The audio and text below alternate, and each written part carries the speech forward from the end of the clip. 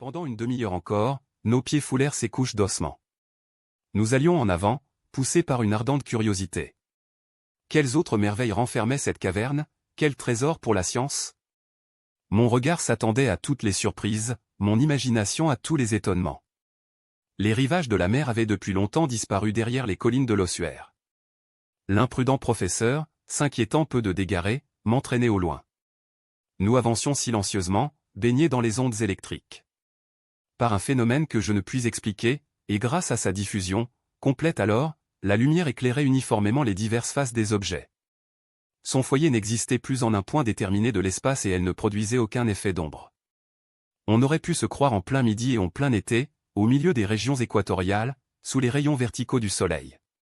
Toute vapeur avait disparu. Les rochers, les montagnes lointaines, quelques masses confuses de forêts éloignées, prenaient un étrange aspect sous l'égale distribution du fluide lumineux. Nous ressemblions à ce fantastique personnage d'Hoffmann qui a perdu son ombre. Après une marche d'1 mille, apparut la lisière d'une forêt immense, mais non plus un de ces bois de champignons qui avoisinaient Port-Graben. C'était la végétation de l'époque tertiaire dans toute sa magnificence.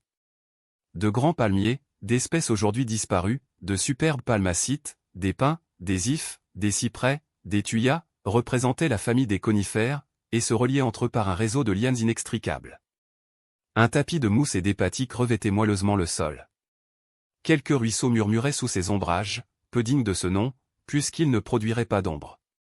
Sur leurs bords croissaient des fougères arborescentes semblables à celles des serres chaudes du globe habité. Seulement, la couleur manquait à ces arbres, à ces arbustes, à ces plantes, privées de la vivifiante chaleur du soleil.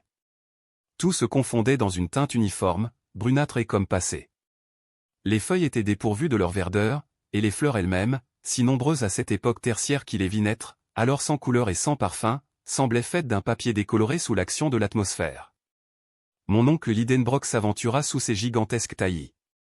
Je le suivis, non sans une certaine appréhension. Puisque la nature avait fait là les frais d'une alimentation végétale, pourquoi les redoutables mammifères ne s'y rencontreraient-ils pas?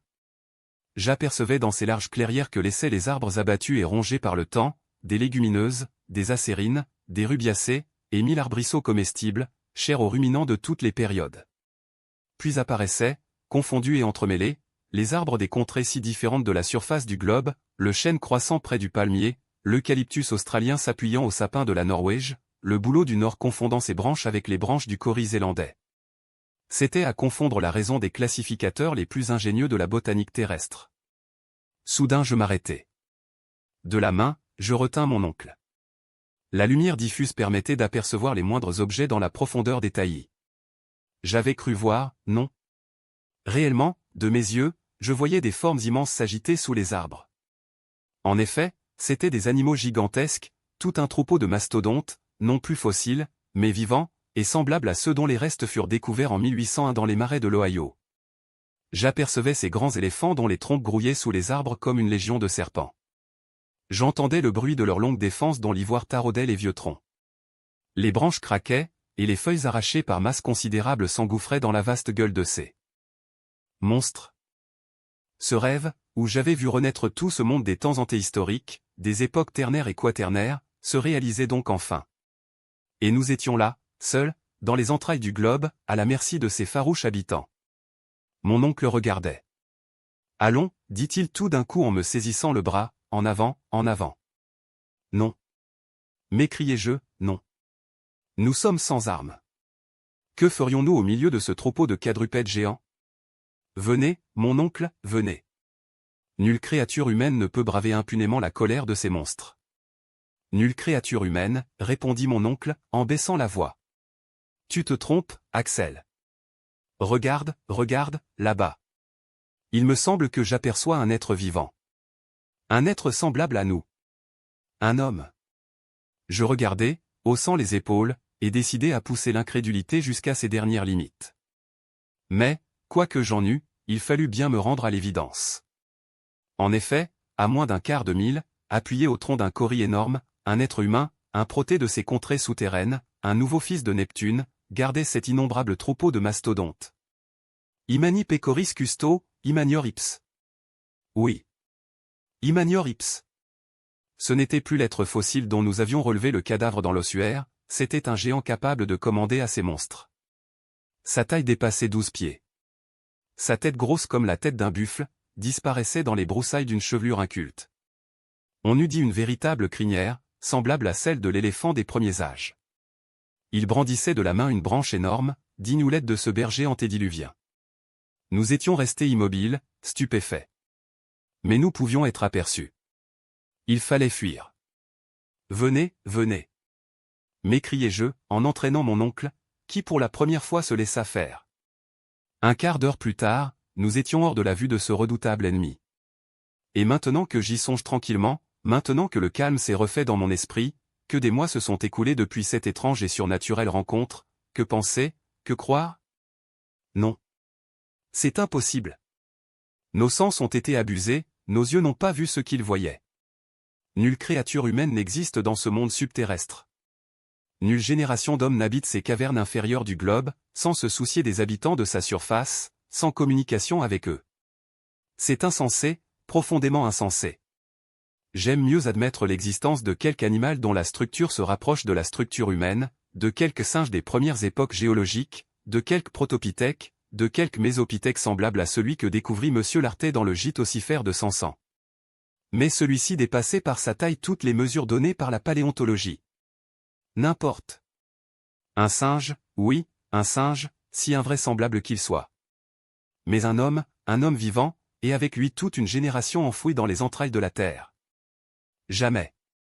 Cependant nous avions quitté la forêt claire et lumineuse, muets d'étonnement, accablés sous une stupéfaction qui touchait à l'abrutissement. Nous courions malgré nous. C'était une vraie fuite, semblable à ces entraînements effroyables que l'on subit dans certains cauchemars. Instinctivement, nous revenions vers la mer Lidenbrock, et je ne sais dans quelle divagation mon esprit se fut emporté, sans une préoccupation qui me ramena à des observations plus pratiques. Bien que je fusse certain de fouler un sol entièrement vierge de nos pas, j'apercevais souvent des agrégations de rochers dont la forme rappelait ceux de Port Groben. C'était parfois à s'y méprendre. Des ruisseaux et des cascades tombaient par centaines des saillies de rocs, je croyais revoir la couche de Surtarbrandur, notre fidèle Ansbach et la grotte où j'étais revenu à la vie, puis, quelques pas plus loin, la disposition des contreforts, l'apparition d'un ruisseau, le profil surprenant d'un rocher. Venait me rejeter dans le doute. Le professeur partageait mon indécision, il ne pouvait s'y reconnaître au milieu de ce panorama uniforme. Je le compris à quelques mots qui lui échappèrent. Évidemment, lui dis-je, nous n'avons pas abordé à notre point de départ, mais certainement, en contournant le rivage, nous nous rapprocherons de Port Groben. Dans ce cas, répondit mon oncle, il est inutile de continuer cette exploration, et le mieux est de retourner au radeau. Mais ne te trompes-tu pas, Axel? Il est difficile de se prononcer, car tous ces rochers se ressemblent. Il me semble pourtant reconnaître le promontoire au pied duquel Hans a construit son embarcation. Nous devons être près du petit port, si même ce n'est pas ici, ajoutai-je en examinant une crique que je crus reconnaître. Mais non, Axel, nous retrouverions au moins nos propres traces, et je ne vois rien, mais je vois, moi. M'écriai-je, en m'élançant vers un objet qui brillait sur le sable. Qu'est-ce donc? Voilà. Répondis-je, et je montrai à mon oncle un poignard que je venais de ramasser. Tiens, dit-il, tu avais donc emporté cette arme avec toi? Moi, aucunement, mais vous, je suppose? Non pas, que je sache, je n'ai jamais eu cet objet en ma possession. Et moi encore moins, mon oncle. Voilà qui est particulier. Mais non, c'est bien simple, les Islandais ont souvent des armes de ce genre, et Hans, à qui celle-ci appartient, l'a perdue sur cette plage, Hans, fit mon oncle en secouant la tête. Puis il examina l'arme avec attention. Axel, me dit-il d'un ton grave, ce poignard est une arme du XVIe siècle, une véritable dague, de celle que les gentilshommes portaient à leur ceinture pour donner le coup de grâce, elle est d'origine espagnole, elle n'appartient ni à toi, ni à moi, ni aux chasseurs. Oserez-vous dire, vois, elle ne s'est pas ébréchée ainsi à s'enfoncer dans la gorge des gens, sa lame est couverte d'une couche de rouille qui ne date ni d'un jour, ni d'un an, ni d'un siècle. Le professeur s'animait, suivant son habitude, en se laissant emporter par son imagination. Axel, reprit-il, nous sommes sur la voie de la grande découverte.